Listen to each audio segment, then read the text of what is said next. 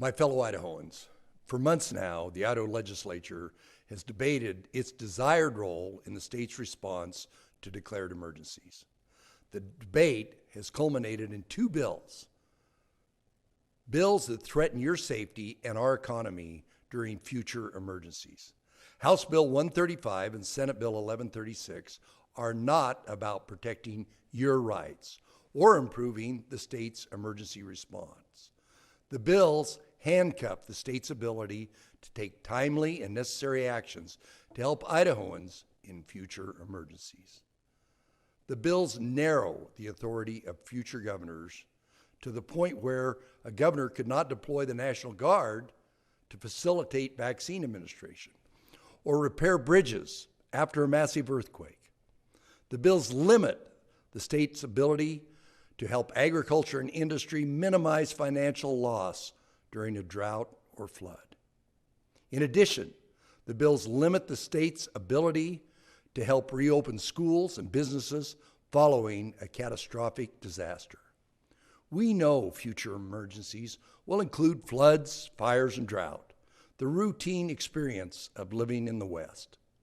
A governor must have the ability to handle those emergencies, but we must recognize that future disasters also include events much more drastic. We could face a potential multi-state disaster involving major earthquakes, enormous flooding, or devastating fires. We could experience a massive sustained power grid failure. The list of potential devastating disasters are simply unknown. Future Idaho governors absolutely must be able to respond quickly and protect lives and livelihoods. The bills not only limit the state, but cities and counties as well. For example, our ability to evacuate a town in advance of a dam breach is hindered by the bills. The bills politicize our emergency response efforts and jeopardize critical funding for local governments during large-scale events. The entire legislative body, 105 individuals, would have to convene in Boise to extend an emergency declaration requested by Lewis County for months-long flooding. Totally impractical and costly. And if the legislature fails to extend an emergency declaration, the disaster recovery and FEMA relief funding are jeopardized, and Idaho taxpayers are on the hook for emergency response costs. Idaho is a state that values the Constitution. These bills violate the Idaho Constitution on a number of fronts. The Idaho Constitution wisely prohibits the legislature from performing executive duties.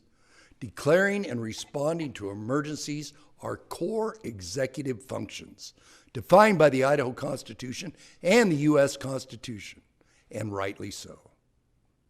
The executive branch has resources and can tap subject matter experts in emergency response to quickly and effectively deploy resources in fast-moving situations. The bills severely interrupt and slow down the emergency response because it becomes subject to 105 different opinions, adding more red tape and government bureaucracy, and potentially impacting lives and livelihoods. For these reasons, I will be vetoing House Bill 135 and Senate Bill 1136. To the Idaho Legislature, I agree with you that there is a time and a place for the legislature to be involved during future emergencies. That is why I came to you early on this session and offered tangible solutions and a path forward for the legislature to become more involved in a way that would not affect the state's timely response during an emergency.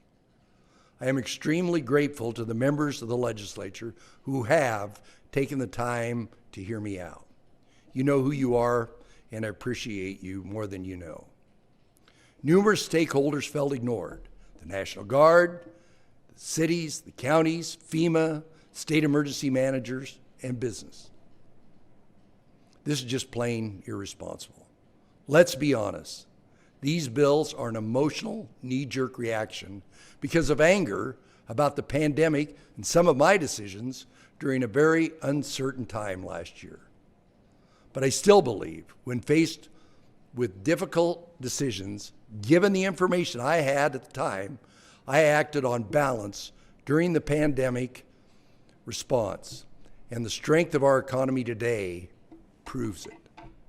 I listened to the experts, and Idaho was only a handful of states with the fewest COVID restrictions. We avoided a crisis in healthcare, and we now have the strongest economy in the nation. Thanks in part to quick action during the pandemic and my ability to deploy resources quickly through the constitutional authorities given the governor during a crisis. Any changes the legislature makes to the state's emergency response process should consider how Idahoans will be impacted during future emergencies. We need to look forward. Let's do this the right way and involve stakeholders in the solution. That's what Idahoans deserve. I urge my partners in the legislature who voted for these ill-conceived bills to reconsider their votes on the override. I urge Idahoans to share their concerns with their legislators as well. Now, I am proud to say that all of Idaho's living governors stand with me in support of my veto on these bills. Governor Phil Batt, Senator Jim Risch, also a former governor, have provided statements of support.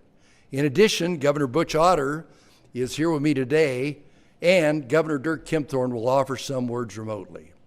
First, Governor Kempthorne. Governor Little, Governor Otter, today I'm proud to join my fellow governors in total support of the action which you are about to take, Governor Little. When we became governor, we all take the oath of office. And included in that oath is that we will support the Constitution of Idaho. And the Constitution makes it very clear the responsibility of the executive branch of this government, of the governor, including in those situations that may be emergencies, those situations that are unanticipated, unexpected. But when they do happen, and they do, somebody needs to take action and make the tough decisions. And it is the governor that is required to do that in our Constitution. There are those situations that may well exceed 60 days.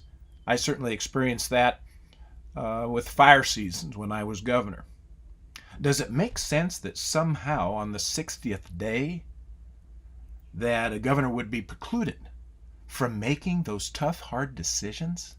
It's not unusual during disasters that the governor is at the scene of the incident with the incident commanders. It was not unusual to have incident commanders' leadership turn and say, "Governor, we need a decision." And they need a decision immediately. That is not the time that a governor should say, "I'll get back to you. I must check with the legislature."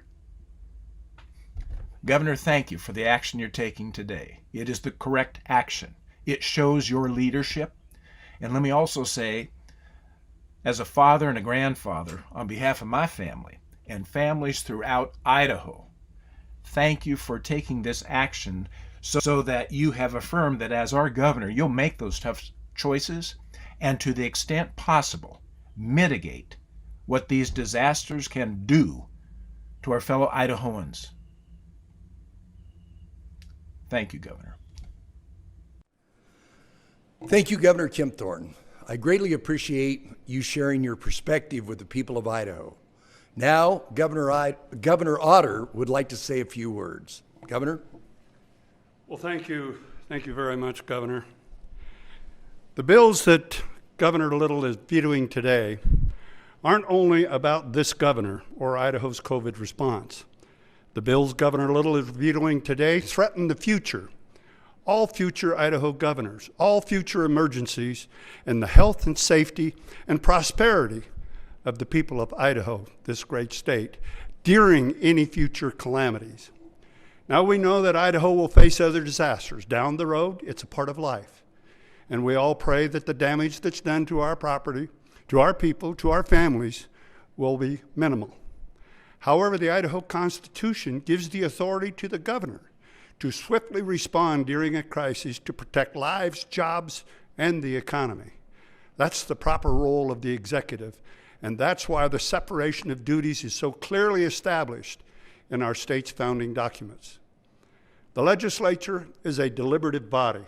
It's designed to move more slowly and formulate laws and policy in a thoughtful manner.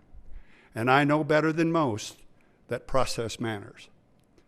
But in the middle of a crisis, days and even hours can mean the difference between lives and death.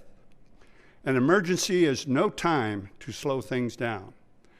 So I applaud Governor Little for vetoing these bad bills. He and every future governor must have the authority and the tools that they need to respond quickly, save lives, and protect livelihoods during a crisis. The people of Idaho expect their elected officials to lead responsibly and with their best interests at heart. If the Idaho Legislature really wants to constructively address how our state handles future disasters, it can start again by rejecting this flawed course and involve all parties in the conversation to get it right. Governor Little, thank you. Thank you, Governor Otter. I appreciate all our former governors for your supportive statements today. The people of Idaho need to hear what you have to say. My friends, the level of divisiveness is too high. The basic duties of the legislative body, perhaps better characterized as the everyday functions of state government, and the most important in day-to-day lives of the people we serve, have taken a backseat to fringe topics. Anger has dominated the dialogue, and as a result, the real work people have sent us here to do is impacted. Anger is the wrong reaction in these troubled times. Anger drives people apart during a time when we should be working together to heal and move forward. Rather than politicizing important issues, such as the state's response during a time of emergency, I invite us to work together on solutions. It's time to get back on track. The people of Idaho deserve our best. Our common goal is to create the best possible opportunities for us, our children, and our grandchildren. Let us return to addressing pathways to safety and economic prosperity for this and future generations. Thank you.